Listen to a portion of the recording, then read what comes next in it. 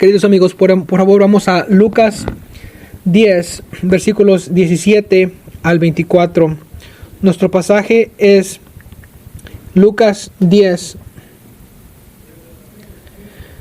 Hay una pintura muy famosa de un pintor que se llama Holland Hunt. Y es una que yo no apruebo y no recomiendo la pintura, obra de arte. Es una muy famosa que es básicamente Jesús tocando la puerta, tomando una escritura de Apocalipsis y hablando en Laodicea, dice que estoy en la puerta y estoy tocando. Y este artista puso esta idea por ese versículo. Pero muchos evangélicos tienen esta idea de Jesús que solo está ahí trabajando y rogando y haciendo lo mejor que él puede para hacer lo que él pueda para convencer al pecador a que venga a él. Y es esa imagen de Jesús tocando la puerta. Y el artista, en su sabiduría teológica, no puso ninguna manejilla en la puerta. Y entonces lo que vemos de ahí es que Jesús no puede abrir la puerta, solo tú puedes abrir la puerta de adentro. Entonces Jesús está tocando la puerta, Jesús está rogando, Jesús te quiere convencer a que lo dejes entrar en tu corazón. Pero tú debes de poderosamente abrir la puerta para que entre Jesús. Porque Él no tiene la habilidad de entrar solo a tu corazón. Y el artista no tomó en cuenta la teología que vemos en el libro de Romanos, la teología que vemos en la mayoría del Viejo Testamento, como el Señor lidió con la gente de Israel, como Él lidió con los reyes. Y las Escrituras también dicen que el corazón del rey es como un río en la mano del Señor. Imagínate la manera soberana en la que Él reina sobre los corazones de los reyes. Y ni siquiera es tan poderoso porque es un individuo que es pecaminoso, ¿verdad? Pero Él no abrió la puerta para Jesús. Jesús entró. Entonces, todos esos pecadores están diciendo que Jesús está diciendo, ¿quién quiere dejarme entrar en su corazón? Pero dicen, solamente ora. Dile, Jesús entra en mi corazón. Pero el artista no toma en cuenta que tú tienes pecados o no. El problema es que los hombres muertos no pueden abrir puertas, no pueden decir oraciones. También otra imagen que se nos da es que hay una idea arminiana de cómo Jesús viene a la gente. Es que la gente no van a ir a decir tú no tienes pecado, pero dicen tú has sido afectado por pecado. Dicen tú estás enfermo por el pecado, pero Jesús te dio ese salvavidas y estás ahí ahogándote en tu pecado y solo tienes que agarrar ese salvavidas. Y yo digo, sí, tienes que agarrar ese salvavidas. Yo estoy de acuerdo que tienes que abrir la puerta. Tú necesitas el Espíritu de Dios para abrir esa puerta, y tienes que confesar a Jesucristo y tienes que creer en Jesucristo, y todas esas son cosas que yo estoy completamente de acuerdo y confieso que necesitas, y lo necesitas hacer libremente, y tienes que actuar en tu propia cuenta, no como un robot. Tienes que actuar del corazón de tu corazón para que eso sea una acción buena y digna. El problema es que los hombres muertos no pueden abrir puertas, no pueden agarrar salvavidas. Los hombres muertos no pueden confesar a Jesús. Había un hombre una vez que estaba en un debate sobre este tema, y él estaba hablando sobre Lázaro y la tumba, y Lázaro estaba diciendo, Lázaro salió de la tumba, y el hombre decía, mira, Lázaro pudo responder. Alguien que está muerto tiene la habilidad de confesar a Cristo. Pero cualquiera leyendo ese pasaje de Lázaro sabe muy bien que Lázaro salió de la tumba. Sí, Lázaro se paró de esa tumba. Lázaro participó en la fiesta que fue puesta para celebrar que estaba vivo, pero la razón por la que Lázaro salió de la tumba es porque Jesús le dio vida. Él caminó en obediencia a Jesucristo después que Cristo le dio la vida, después de que Cristo lo resucitó. Es un componente necesario, debe ser entendido. Y este artista no tomó en cuenta esa parte. Y hay muchas otras que se van en la dirección de la manera en que en la contrarreformación de un sacerdote se llama Prius. Y había un hombre que se llamaba Molinas, que tenía esta idea que el hombre tiene que permanecer con su libertad propia, libre albedrío, para que Dios sea soberano. Y no voy a elaborar mucho en esto, pero básicamente esto dice que Dios pensó durante la creación y Dios supo durante la creación. Pero si tú entiendes la teología propia y tienes un entendimiento de la doctrina de Dios propio, y alguien empieza a decir Dios piensa o Dios empieza a calcular, entonces ya tenemos un problema. No, Dios no piensa en eso. Dios no está tratando de descifrar algo. Dios no hace eso. Nosotros tenemos que hacer eso. Nosotros tenemos que pensar en las consecuencias y todo, pero Dios no tiene que hacer nada de eso. Él no piensa en la manera que nosotros lo hacemos. Esa teología empieza a decir que Dios tomó en cuenta todas las maneras en que las cosas iban a funcionar mientras Él tenía la creación. Y Él determinó que este era el mejor mundo posible que Él podía haber creado, en el cual la mayoría de gente iba a ser salva mediante la creación de este mundo en el que estamos. Y esa idea fue puesta frente. Pero esto no es cerca de lo que vemos en las Escrituras. Dios no está tratando de descifrar cosas y hacerlas la mejor que pueda. Y empezar a ver los problemas en el mundo. Y los molinistas dicen, bueno, pues eso es lo que le tocó. Y eso es lo mejor que pudo hacer él con lo que él tenía. Y es una filosofía interesante, pero no puede estar encontrada dentro de las Escrituras. Esa no es la idea bíblica que se nos da. Esa no es la imagen bíblica que tenemos de Dios y su mandato soberano. Esto no lo tenemos en este pasaje.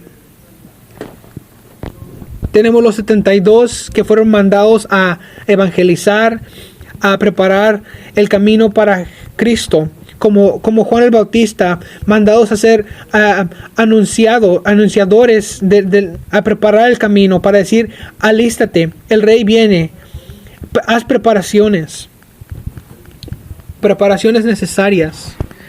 Preparación es necesaria para aquellos que van a recibir a Cristo, a los que van a confiar en Cristo. Hay una preparación que es muy importante. En hacer un jardín, el cosechar y el preparar la tierra es muy importante. Y la gente tiene que prepararse. Los misioneros tienen que prepararse para ir afuera. No nada más van a decir, ¿quién quiere creer en Jesús? ¿Quién quiere creer en Jesús? Y ellos dicen, oh, yo quiero. Y van y toman a Cristo y lo ponen a un lado en una esquina al lado de otros dioses. No. Pero Jesús dice, yo soy el camino, la verdad y la vida, y nadie viene a mí sino por el Padre. No al Padre sino por mí. Entonces ellos van y tienen que demostrar el reinado de Dios. Ellos tienen que prepararse. Y en este pasaje vemos que Dios los usó para enseñar su regla soberana. Y en Génesis 3:15 dice que el Hijo del Hombre va a apachurrar la cabeza de la serpiente que tenemos aquí en este momento. Y 72 van regresando hacia Cristo y van llenos de alegría. llenos de alegría que los demonios están siendo sacados, están llenos de alegría que la gente está siendo sanada. Y tenemos a Cristo, quien se está regocijando, alegrando de que Dios tiene la elección soberana. Y tenemos estos dos puntos distintos que hemos comunicado en este pasaje. Los dos se enfocan en el gozo, en la alegría. No solo una alegría sin control, en la cual tienes alegría ahorita y te alegras de lo que está pasando alrededor de ti, y otras cosas que están alrededor de ti cambian y tu alegría cambia. No, ese es un gozo y una alegría que tienes cuando eres como Pablo en la prisión y estás en una situación sin esperanza alguna. Es un gozo que tienes con Cristo, porque es puesto así por Cristo, que está firmemente puesto irrelevantemente de tu situación en la que estás. Están declarando gozo en Cristo, en la victoria de Cristo. Y empiezan a ver las porciones de la cabeza de la serpiente siendo aplastadas, aunque ellos se preparan, aun cuando ellos se preparan para ir a proclamar la ley y el evangelio de Dios, ellos se están preparando y tienen un gozo mientras hacen eso. Y es un buen gozo que tienen. Es un buen gozo el ver afuera y ver la palabra de Dios mientras alguien está compartiendo el evangelio, y ves las vidas de la gente cambiando y la palabra de Dios actuando en sus vidas, porque hay gozo en ellos. Pero debe ser un gozo puesto en lo correcto, irrelevantemente de quién eres o las habilidades que tienes o lo que se te ha dado. Ellos solo son lo que se les ha permitido ser. Ellos tienen solo lo que Él ha determinado que tú vas a tener. Y el propósito del que anuncia, el que declara algo de Cristo, el propósito del embajador que va para afuera a declarar la verdad de Dios, el propósito de ellos es de apuntar a la gente al que va representando, comunicar el mensaje del soberano y apuntar a la gente al que los va a ayudar. Y que Dios te ayude que Dios te ayude si tu propósito es de alabarte a ti mismo, si el propósito es de apuntarle a la gente al que no es el Mesías. Hay un gozo que está ahí, hay un gozo en Cristo, en la soberanía de Cristo, en su victoria. Hay un gozo en trabajar en la iglesia. Y por segunda parte vemos, hay un gozo en discernir la gracia soberana. Hay un pasaje que no es muy difícil para mucha gente. Dice, porque tienes a Cristo aquí, gozándose del hecho de que las verdades están siendo escondidas de algunas personas y que se están quedando donde están. Que Dios está permitiendo que la verdad no vaya avanzando, que no llegue a sus vidas, a sus mentes. Ellos no se van a arrepentir. Ellos van a seguir caminando en su pecado y cayendo bajo la ira de Dios. Y gozo en la soberanía de Cristo. Y por segunda vez, gozo en el discernimiento de la gracia. Cristo aquí está confesando la elección que el Padre tiene para aquellos a los cuales Él ha llamado hacia Él mismo. Vamos a ver el primer punto. Gozo en Cristo, en la soberanía de Cristo y su victoria. Versículos 17 al 20, en Lucas 10. Dice, cuando los 72 discípulos regresaron, le informaron y llenos de alegría: Señor, hasta los demonios nos obedecen cuando usamos tu nombre. Sí, les dijo, vi a Satanás caer del cielo como un rayo. Miren, les he dado la autoridad sobre todos los poderosos poderes del enemigo.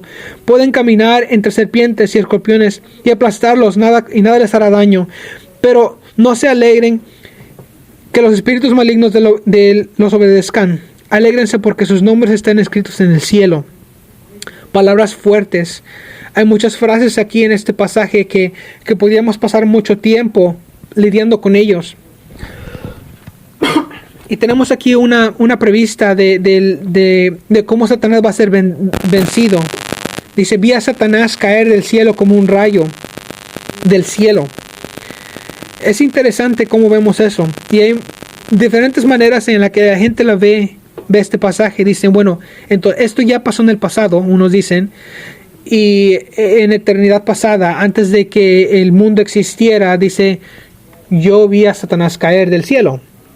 Otros también dicen, bueno, conforme los 72 iban caminando adelante, los demonios iban saliendo y la palabra de Dios iba escuchando el evangelio de Dios, y mientras ellos iban avanzando, Satanás estaba siendo removido en ese momento.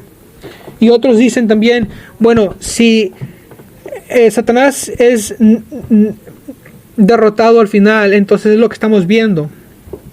Hay un pasaje que vemos que la gente ve hablando sobre Satanás caer.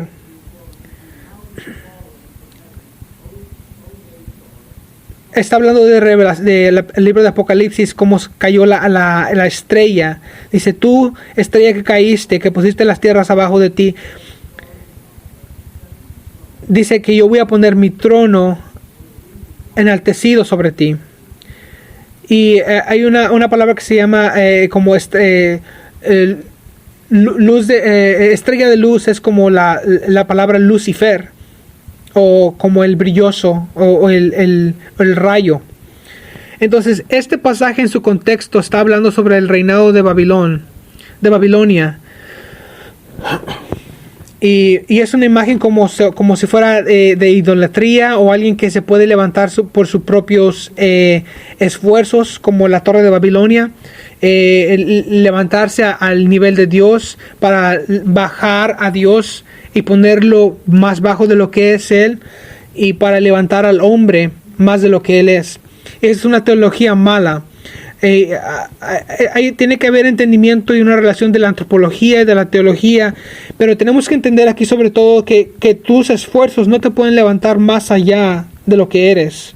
Pero es posible que él puede estar hablando aquí de algo que pasó en el pasado, pero esta imagen que tienes aquí es algo que tenemos en cualquiera de estas imágenes que nos ha dado, en donde Dios está trabajando su propósito en la historia de redención. Lo vemos en el faraón de Egipto, como Moisés está viendo sobre el faraón, y el Señor está dando las plagas a estos lugares. Estos lugares que cada una de esas plagas le está contradiciendo a los dioses que tienen ahí. Y esto les enseña que Dios es el Dios soberano sobre estos dioses que ellos tenían. Y vimos esto con Goliat.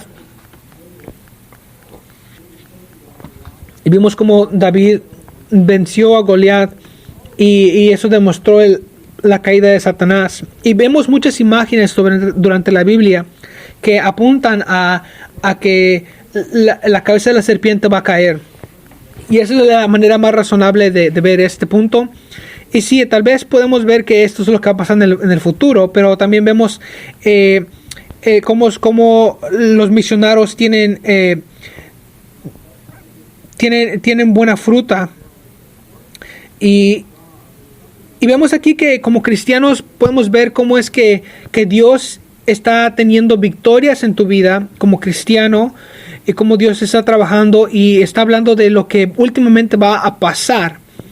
Pero aquí Dios está hablando de lo que va a pasar hacia los creyentes, y ten en cuenta de que lo que tú haces en tu vida tiene gran significado por generaciones por venir, y es crucial que no pensemos nosotros que somos menos de Cristo, que no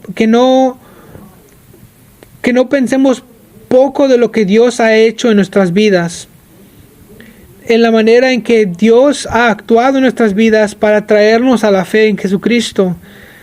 Y de la manera que hacen eso es como los padres hablan sobre Cristo a sus hijos, cómo hablamos con nuestras familias, cómo hablamos con nuestros amigos, en las palabras regulares, en nuestra interacción normal con ellos. Y cómo todo esto se relaciona para elevar a Cristo. Y la manera en que Cristo funciona para atraer a su gente son las maneras regulares de gracia. En leer las Escrituras, en cantar canciones de alabanza, en proclamar el Evangelio normalmente, en practicar las cosas y tomar la cena del Señor. Todas estas maneras, cada una de estas cosas, esto es el Señor reinando en el corazón de su gente, expandiendo su reinado. Y es lento y gradualmente, pero va avanzando y va aplastando la cabeza de la serpiente. Y Satanás, por medio de eso, va perdiendo dominión. Y Cristo sigue reinando en su iglesia. La iglesia sigue reinando en los corazones de su gente, para que tengas vida y guianza. Y Satanás ha perdido y está perdiendo y va a perder. Y esto que vemos varias veces en las Escrituras, en su muerte y resurrección de Cristo. 1 Corintios 15, versículo 24, dice que cuando el que perezca se ponga el que imperece, el que muere pone el que no muere. Dice, muerte, ¿dónde está tu aguijón? El poder del pecado es la ley, pero gracias a Dios que tenemos nuestra victoria por Jesucristo, el que ha llenado la ley. Y estamos aquí para que Cristo está con nosotros. Dice, ellos no van a ser lastimados, los que están en Cristo. Y vemos los mártires que van a salir adelante. Los apóstoles vemos que van a sufrir bajo la persecución. Ellos no pueden tomar de ti nada de lo cual no se te va a ser multiplicado en regreso. Y esa es la realidad, que Satanás ha perdido su dominio. Satanás ha perdido el poder sobre ti. Y el poder que él tenía sobre ti era que tú habías quebrantado la ley de Dios, que tú habías pecado contra un Dios santo, y que Dios es justicia. Que Dios es justo y tenía que tener que pagar por tu pecado. Pero si ya fue rompido gracias a Dios Jesucristo. Porque Él cumplió la ley en todo aspecto. Vivió una vida en perfecta obediencia y tomó toda la consecuencia del pecado de nosotros, para que si tu vida está perdida, si tus posesiones están perdidas, si tu reputación está perdida por la gloria de Dios, si cualquiera de estas cosas pasan en esta vida, se te van a pagar en gloria. No hay nada que la gente del mundo se lleve con ellos, que tú también te puedas llevar. Tú puedes tener todo en las riquezas del mundo, pero no te puedes llevar nada. Y la gente nada más se queda aquí para tratar a distribuirlo, pero no. Cristo ha rompido estas cadenas. Él desarma a los que están sobre nosotros, triunfando sobre ellos.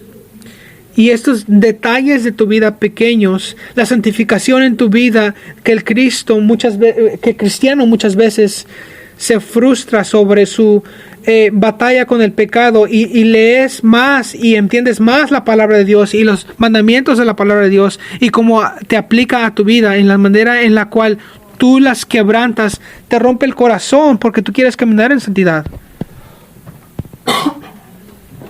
Pero acuérdate que la gracia de Dios ha sido demostrada sobre ti. Y no nada más te fijes en lo que estás haciendo mal, porque tú no has sido glorificado en esta vida. Pero fíjate unos años atrás. Tal vez tú has sido un cristiano por más de 10 años. Fíjate quién eras hace 10 años. Tú no te puedes ni comparar a quién eras hace 10 años o hace 20 años. O tú puedes ver la gracia y el trabajo que Dios ha hecho y cómo Dios ha trabajado en tu vida, destruyendo las cosas del enemigo. En la consecuencia, dándote santificación. Y vemos la manera que vemos cómo es inconsistente, vemos que es inconsistente como fue diseñado que nosotros viviéramos y cómo Dios demanda de que nosotros vivamos. Y Dios te recuerda de que tú necesitas a Cristo, que tú necesitas la gracia de Jesucristo, que tú necesitas un Salvador.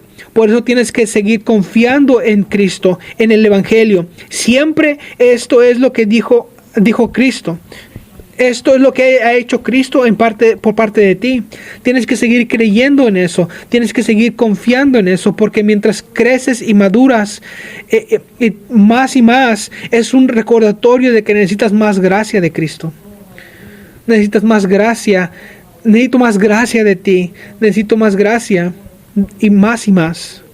Y es interesante cómo eso funciona. Que tú empiezas a encontrar maneras en las que estás pecando que ni te habías dado cuenta. Empiezas a estudiar esto más y empiezas a trabajar sobre tus problemas y a resolver tus problemas para encontrar más problemas, porque los problemas que tenías ya los resolviste, pero encontraste más problemas que estabas teniendo en tu pecado. Y esa santificación es una cosa gloriosa. En ningún punto de nuestra vida cristiana podemos decir, ya llegué, ya soy bueno. No, tú llegas a otro lugar y ahí apenas te das cuenta en la manera en que necesitas a Cristo más. Y la realidad es de que si nosotros hubiéramos podido hacerlo por nosotros mismos, Cristo no hubiera tenido que venir. No hubiera tenido que venir a hacer como un tabernáculo entre nosotros. Primera de Juan 3:1 dice que el que practica el pecado es del diablo. Porque el diablo fue desde el principio. La razón por la que el Hijo del Hombre vino es para destruir los trabajos del enemigo, para destruir el pecado de tu vida y darte arrepentimiento. Es como los israelitas fueron liberados de la esclavitud del faraón de Egipto, salieron al monte y sacaron al Egipto de ellos, pero no se tardaron mucho en que estaban en el desierto, en adorando a Dios, y empezaron a hacerse ídolos para sí mismos. No, el Señor te ama y quiere que sigas trabajando, y sigue Él trabajando en tu vida y sigue enseñándote las cosas pecaminosas que están en tu vida, porque Él te ama, porque Él quiere que camines en esta manera. Y tenemos Efesios 2, dice, porque tú eres el trabajo de Cristo para buena obra que Él preparó desde antes para que trabajaras en Él. Estas obras buenas, esos trabajos buenos, es lo que Dios te está dando para que crezcas, para que crezca el Evangelio de Dios en tu corazón. Satanás ha sido vencido y está siendo vencido y va a ser vencido. Apocalipsis 12 dice que el dragón fue caído, el que fue llamado Satanás, el mentiroso del mundo, fue arrojado hacia abajo del mundo. Y escuché una voz del cielo, dice que la salvación y el poder del Dios y la autoridad de Cristo han venido por el acusador de nuestros hermanos, que nos acusa día y noche delante de Dios, y ha sido conquistado por la sangre del Cordero. Y ellos no aman a su vida hasta para morir. Y ese acusador que te traía delante del Señor maneras en las que el cristiano era pecaminoso, tú ahora dices, sí, yo soy pecaminoso, pero me aferro a Jesucristo. La manera en que Satanás quiere apuntarte a las maneras en las que fallas, a las maneras en que eres insuficiente. Sí, pero Cristo es suficiente. Cristo lo ha completado todo. Cristo ha hecho lo que es necesario. Hay paz entre el hombre y Dios en Cristo Jesús.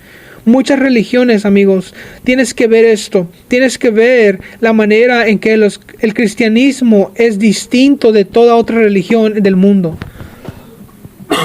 Toda religión del mundo es distinta del cristianismo, porque otras religiones del mundo se puede resumir en que tú te puedes hacer recto delante de Dios. Si tú caminas en estas oraciones, si tú haces estas actividades, o si alguien más hace esto de tu parte tuya, eso de alguna manera te va a dar paz con Dios, y eso de alguna manera te va a poner recto y va a perdonar a tus pecados. Pero el cristianismo es diferente. El cristianismo dice que no hay nada bueno en ti. El cristianismo dice que eres sin esperanza, que hasta en tus mejores días tú estás no estás ni cerca de acercarte a la rectitud de Cristo.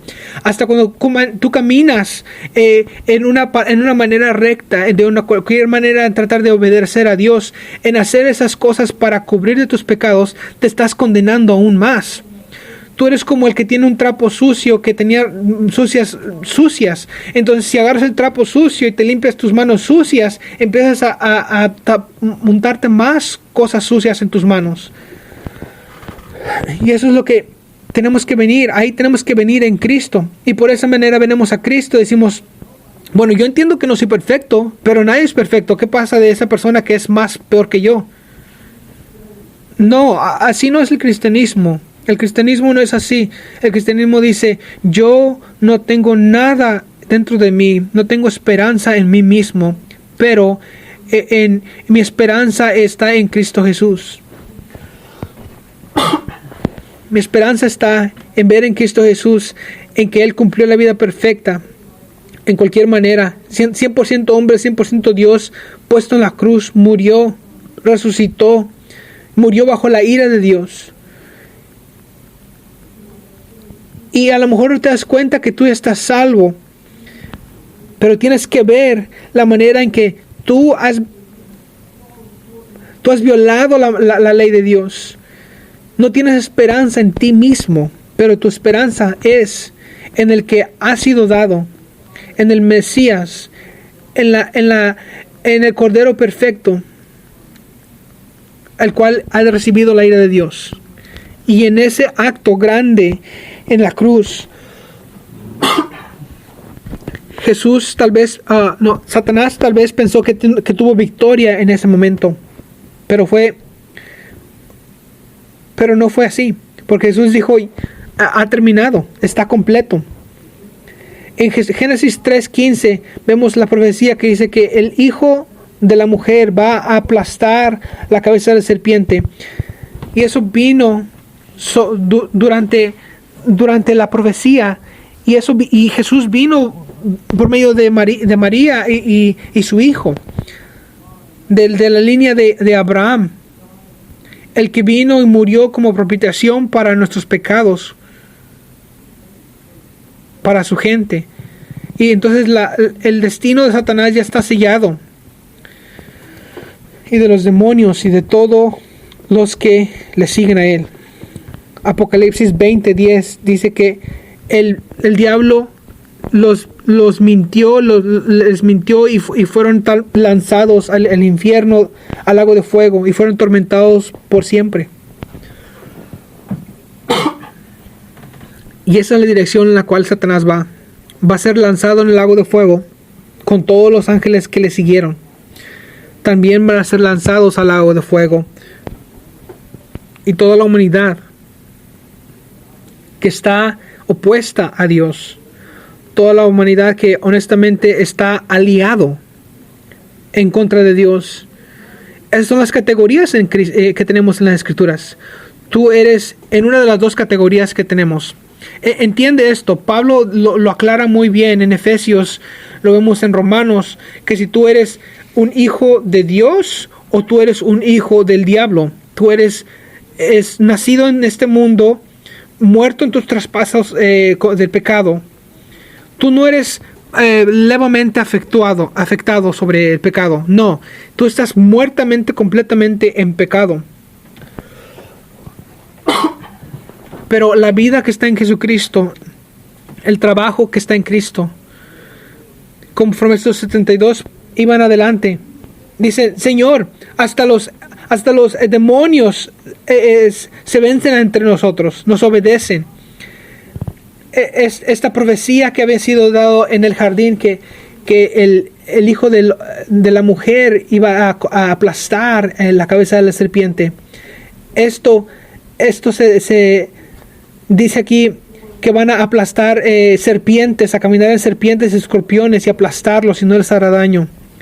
Pero tenemos que entender la perspectiva correcta, que cuando vemos a Dios empezar a trabajar en maneras, tenemos que enfocarnos en el que nosotros tenemos que apuntar a la gente hacia Él, no en nosotros. Tenemos que enfocarnos en el Mesías, en seguir enfocando a la gente hacia el Mesías. Y alguien dice, este dicho es para ver que los trabajadores que regresan, vemos que se someten hacia los trabajadores, pero el poder de someter está relacionado con Jesucristo. Los demonios se someten al nombre de Jesús, no al nombre de los trabajadores. Ellos no tienen en qué gloriarse. Su gloriación es de que están en Cristo. Y Jesús les advierte de que tienen gozo. Y no es para que no se gocen, sino que tienen que tener el gozo fundado y conectado en Cristo. Tienen que estar conectados en que lo que están haciendo es por medio de Cristo, no de ellos. Porque cualquier regalo o don que tú tienes o posesiones que tengas pueden ser removidas de ti. Primero, Lucas 15:20 dice que no te acuerdes, que regocíjate. Dice, regocíjate no de que se sometan los demonios a ti, sino de que tu nombre esté escrito en el cielo. ¿Dónde estás tú en relación con Dios? Porque si no tienes eso bien, no importa lo que tengas en tu vida. Tú puedes perder tu vida, tus posesiones, tu posición, tus conexiones, todo lo que tienes. Pero si tienes paz con Dios, si estás ausente del cuerpo, estás presente en el Señor, y hay gozo ahí en esa situación. Pero el que no tiene paz con Dios, el que no ha visto cosas en el Señor, tiene que arrepentirse e ir con Dios. El que tiene que perder todo lo que tiene y tiene que caer bajo la ira de Dios. El que no se arrepiente va a caer bajo la ira de Dios, y esa es la promesa que Dios da. Vemos esta idea en Apocalipsis 3:5. Dice que el que conquista nos va a vestir en ropas blancas, y nunca sacaré su nombre del libro de la vida. Confesaré su nombre del libro de la vida dentro de mi Padre, hacia mi Padre y hacia los ángeles.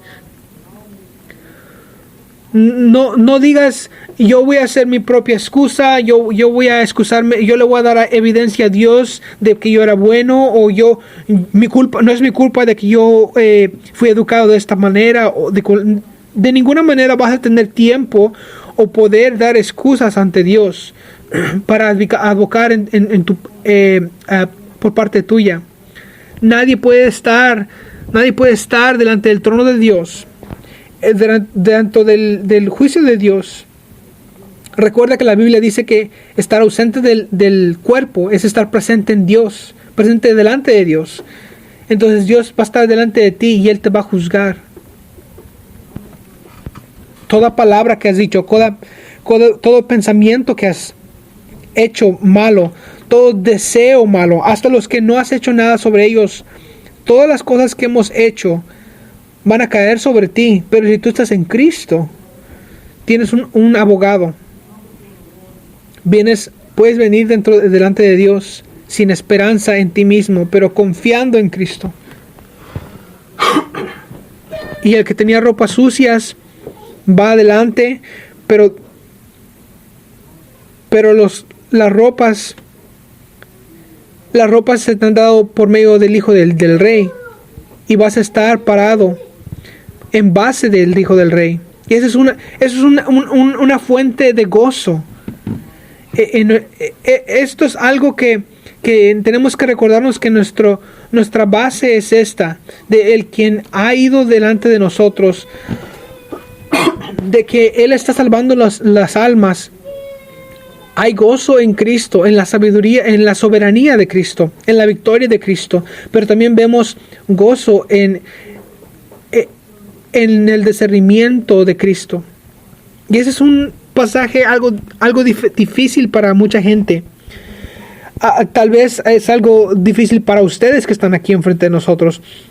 Pero nosotros practicamos una exposición sistemática de las Escrituras, y cuando llegamos a un pasaje que está difícil y tenemos que lidiar con él y exponerlo, tenemos que enseñar ese pasaje.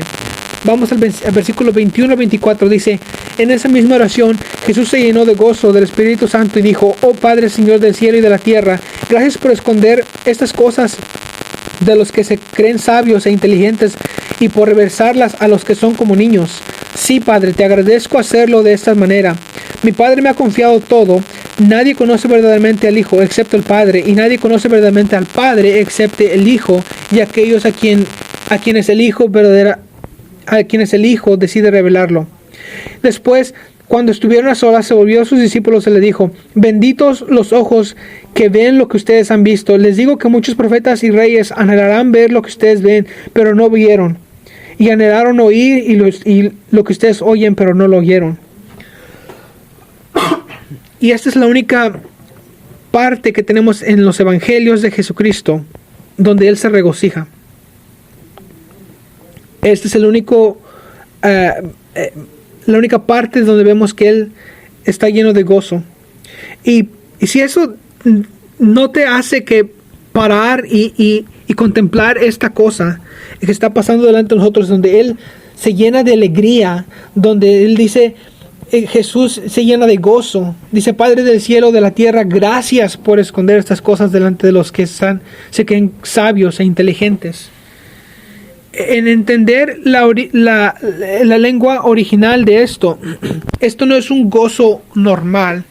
Este es un gozo exuberante, es un gran gozo. Esta es su respuesta a los 72 en que se regocijan sobre Satanás. Que hasta los demonios se someten a tu nombre. Ellos están gozando.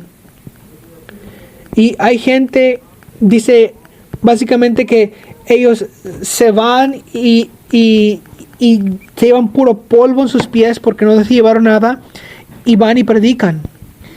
Y la gente de allá, de esa área, no quería nada ver con ellos. Pero él entendía que para los samaritanos el Mesías debía de entender sus alabanzas religiosas, sus prácticas religiosas. Pero Jesús, la palabra dice que Jesús iba a venir de la tribu de Judá.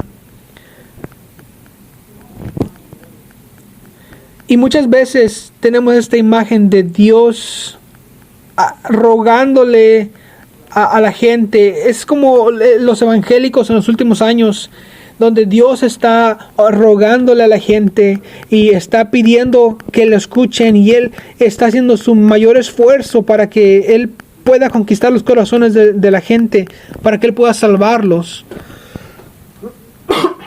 Y es una idea que no toma en cuenta quién Dios es. No toma en cuenta cuando tomamos estas imágenes. Primero que nada, no tenemos que estar haciendo imágenes de Cristo.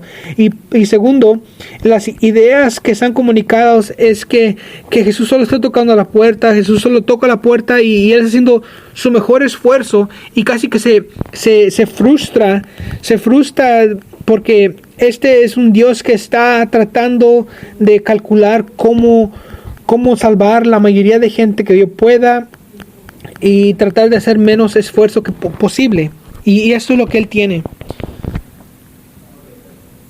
Y esas son las cosas que se les han dado a Él, y Él está tratando de hacer lo mejor que puede.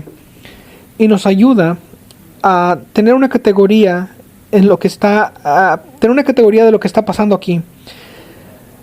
Aquí Jesús está adorando, glorificando a Dios, de que cosas se le escondieron a muchas personas. Entonces, muchas veces vamos a una iglesia y te sientes ahí a juzgar la manera en que la gente que está predicando está hablando, y dice uno: voy a encontrar los defectos que va a hablar. Pero no, hasta en eso se glorifica a Dios. Dice la palabra que todos van a glorificar a Dios. Y dices tú, bueno, entonces ¿cómo puedes decir que todos glorifican a Dios? Algunos se convierten en cristianos, algunos no. Algunos viven sus vidas como asesinos, otros como abusivos, como dictadores. Destruyen generaciones de gente. Y vemos que tienen acciones pecaminosas y siguen actuando y lastimando a gente. ¿Cómo es que puedes decir que toda la gente va a glorificar a Dios? Y la verdad es que hay dos maneras, dos categorías generalizantes.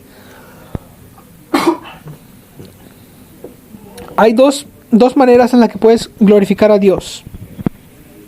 La número uno, ves tu pecado.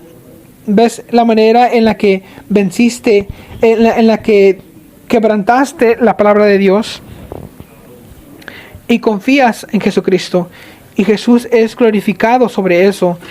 La gloria de Dios es demostrada. Jesús está siendo glorificado. Su amor está siendo glorificado porque tú estás siendo salvo al obtener paz con Dios. Y la otra manera en la que tú glorificas a Dios es por medio de vivir tu vida en oposición a Cristo, porque tú puedes vivir en una dignidad propia y contradiciendo a Cristo por una eternidad, pero Dios va a ser glorificado en la eternidad.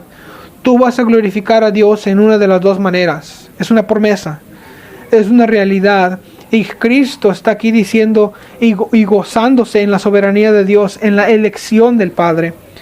Vemos esto aquí antes, que la realidad es que tú estás muerto en tus pecados y así naciste.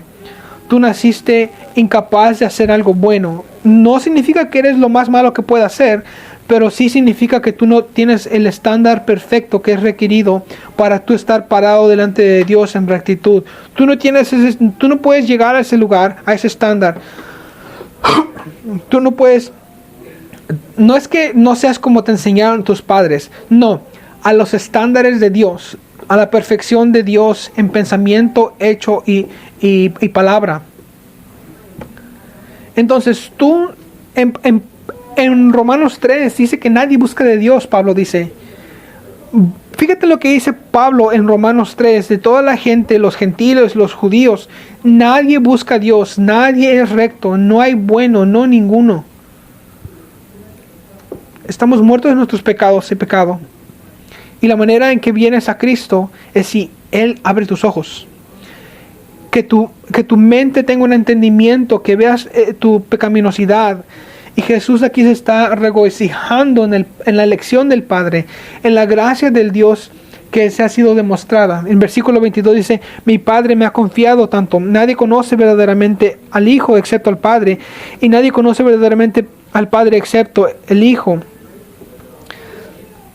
Dice, benditos los ojos que lo han visto, y ustedes lo han visto. La elección de Dios está aquí demostrada. Recuerde que Dios llamó a los judíos. ¿Y por qué llamó Dios a los judíos? Dice que Dios llamó a los judíos para ser su gente porque van a ser una gente recta. Y no eran gente recta, eran una gente llena de pecado. Acuérdate que tomaron 40 años llegar a la tierra prometida. Y mucho más años para llegar a donde tenían que estar. La idolatría externa fue removida, pero tenían ídolos internamente. Pero ellos no fueron elegidos por su habilidad o su fortaleza. Ellos fueron elegidos porque eran pequeños. Que Dios iba a demostrar su poder por medio de ellos. Que cuando había victorias en la batalla, tú nada más pudieras haber dicho, fue el Señor. Porque las ciudades delante de ellos estaban terrorizadas de que este pequeño grupo de personas sin tierra de ellos, sin posesiones de ellos, fuera temido tan tanto, pero eso era por Dios, porque Dios estaba sobre ellos.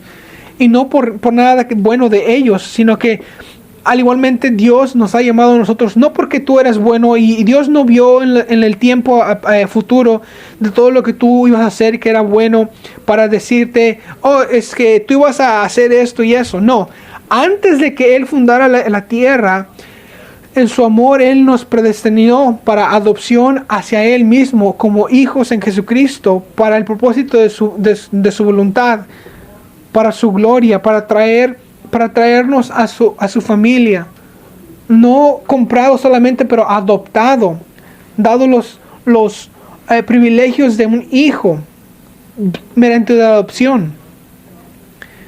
Juan 6:44 dice, Jesús viene y dice, nadie viene hacia mí si el Padre no lo ha mandado, y yo lo levantaré en los últimos días. Y hay aquellos que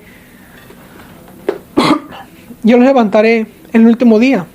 Y esta es la idea que has comunicado ahí. Que nadie puede venir a Cristo. Nadie puede venir a Cristo a menos que el Padre lo haya llamado. Y tenemos que ver la manera en que Dios se rebaja. La manera en que Dios se relaciona con nosotros. Y Él no está requiriendo que haga eso. Él no tiene que bajar a nuestro nivel mental para hacernos entender, pero lo hizo para que nosotros podamos ver su gloria, para ver cómo Él demuestra su gloria alrededor de nosotros, para que tú sepas que Él existe, para que sepas que tú tienes que darle cuentas a Él. Romanos 1 habla de eso muy claramente. Y Dios se rebajó a nosotros para estar al nivel de su creación. Él no nos debía de hacer eso, no nos debía nada, no tenía que hacer eso, Él no tenía que darnos su palabra, eso no era una necesidad para Él. Esta es una bondad que Él tiene para hacia nosotros, no algo que Él nos debía. Entonces vemos como Jesucristo se rebaja con nosotros también, al estar al lado de nosotros, entre nosotros. Y tenemos que verlo de esa manera, de punto de vista, que el Señor estaba requerido en revelarnos a nosotros quién era Él.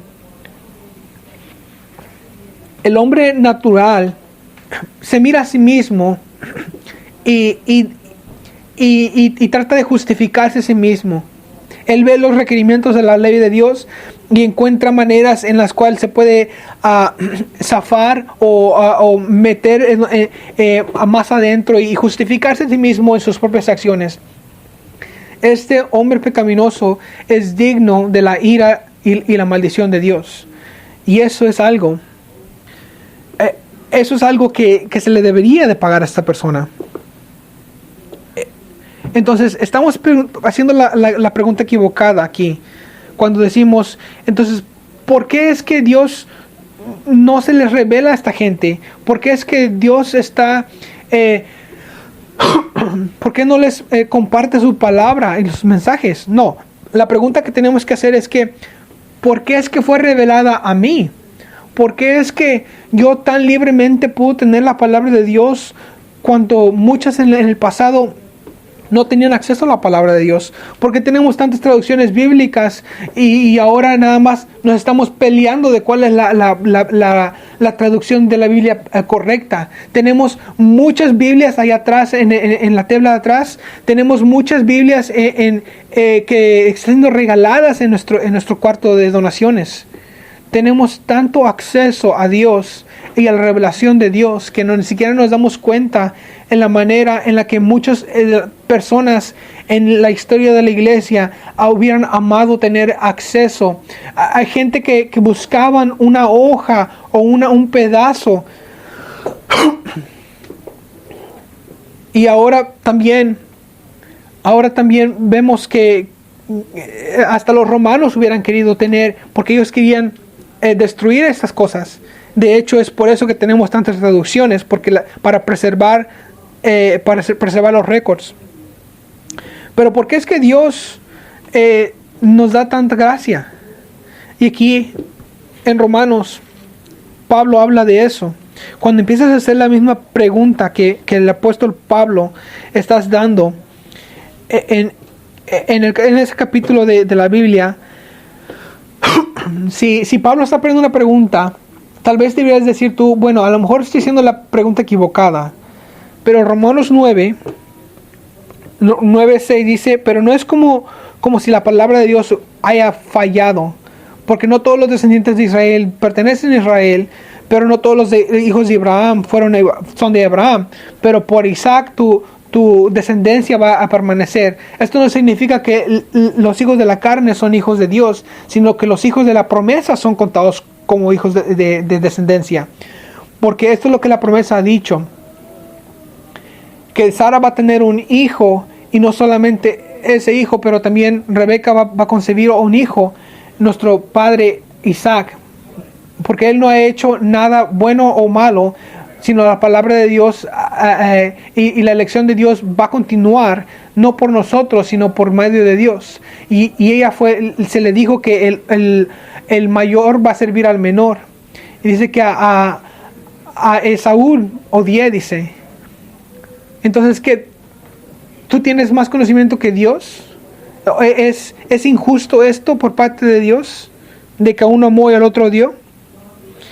¿Dios está siendo injusto? No.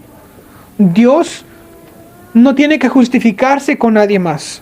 Dios no tiene que explicar esto. No tiene que explicar por qué hace lo que hace, y en quién se glorifica y en quién ama. Y aquí está usando la historia de Jacob y Isaac y Esaú, de que Jacob fue elegido sobre Esaú, no porque había algo bueno en él. Jacob fue elegido porque él era una buena persona y muy digno. No era recto. Jacob era un mentiroso, un mentiroso, pero fue elegido por la gracia de Dios. Él no le debía nada a Esaú o a Jacob. Los dos deberían de haber sido condenados a la ira de Dios. Tú no puedes traer un cargo delante de Dios. Entonces por eso Pablo dice, ¿hay injusticia dentro de Dios? No, claro que no. Porque le dice a Moisés, yo voy a tener misericordia en que tenga misericordia, voy a tener compasión en el que tenga compasión. Y en el verso 16 dice que entonces no depende de la voluntad humana, sino de Dios. No se trata del hombre, sino se trata de Dios. Y continúa diciendo, porque la escritura dice al faraón, que por ese propósito te levanté, para que yo demuestre mi poder sobre ti. Entonces, para demostrar que él va a tener misericordia en el que él quiera, y va a endurecer al que él quiera, para enseñar su soberanía en elegir, para que él demuestre que él elige en quien abre los ojos y en quien no abre los ojos. Y Jesús vino y curó a la gente, hizo que los cojos caminaran y que el ciego viera. Pero él no tenía que haber hecho eso. Mírate el versículo 19. Entonces, ¿por qué es que él encuentra error en la gente? Entonces, ¿quién puede resistir su gracia? Entonces, si Dios es soberano, que da vida, ¿cómo es que él todavía puede encontrar error en la gente si él es el que hace todo eso? Y Pablo no responde a esa pregunta, sino que él dice, pero ¿quién eres tú, hombre, para cuestionar al Señor? ¿Que a poco el alfarero no tiene derecho en decir, voy a hacer este vaso para honra y este para deshonra? La manera en que Dios va a enseñar su poder en sus vasos de ira, y enseñar gracia a otros vasos para los vasos de misericordia, porque los ha preparado para gloria. Hasta nosotros, que hemos sido llamados no solo de los judíos, sino también de los gentiles, Dios ha enseñado su gran misericordia. ¿Cómo es que nosotros podemos encontrar culpa. ¿Cómo es que Cristo puede encontrar culpa? Porque tú eres culpable. Por eso es que tiene culpa. La realidad es que tú vas a glorificar a Dios. No importa lo que hagas. Tú vas a glorificar a Dios. Pero es crucial para ti como persona. Es crucial para ti como persona en tu eternidad. Que tú glorifiques a Dios al confiar en Cristo. No creas esa mentira que todos los caminos van al cielo, que todas estas religiones van al mismo lugar. Esto lo dice en el versículo 22. Dice que todo ha sido dado por mí, hacia mí por el Padre. Que todo aquel que el Hijo quiera que se le revele, es revelado. Dice, bendito eres tú que ves lo que ves, porque hay muchos que han querido ver, van a querer ver lo que tú ves y escuchar lo que tú escuchas y no lo pueden hacer. Y Él eligió revelarle esas cosas a estos hombres. Y aún vemos que también al caminar en obediencia somos simplemente siervos y hay los católicos romanos, hay una palabra que se llama superagregación, en la cual dice que tú no puedes hacer más de lo que puedes hacer porque ya eres indigno. Ahora, pero nosotros decimos que en vez de solo eso, nosotros tenemos que ir a Cristo para estar correctos. ¿Dónde es que tú has visto el pecado en tu vida? ¿Dónde es que acaso tú sigues confiando? ¿Acaso es que sigues confiando en tu propia rectitud? ¿Dónde te hace falta Cristo? ¿He confiado en Cristo solamente? ¿He buscado en Cristo? ¿Mis ojos han sido abiertos? ¿O estoy parado en rebelión contra Dios? Tal vez yo estoy en mi propia rectitud que yo he creado, pero eso no me va a justificar delante de Dios. Mira que no tienes esperanza en ti mismo y volteate a Cristo, porque en Cristo es salvación para todos sus pecados.